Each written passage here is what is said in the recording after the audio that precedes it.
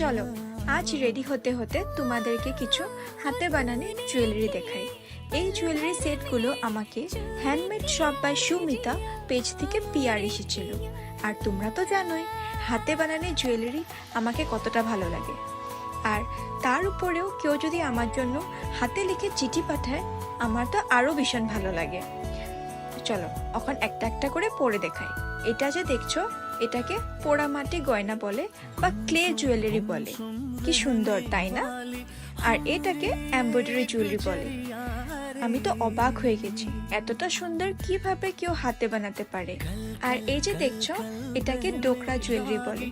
আজ আমি এটা পরে বেরোবো। কি সুন্দর তাই না? আর আমি যখন শাড়িটা পরে আছি এটা সামনেরই এক দোকান থেকে নিয়েছি, তাই জন্য এই শাড়িটার লিংক নেই। কিন্তু তোমরা যদি এরকম সুন্দর সুন্দর জুয়েলারি কিনতে চাও আমি পেজটাকে ট্যাগ করে দিয়েছি, তোমরা ডাইরেক্ট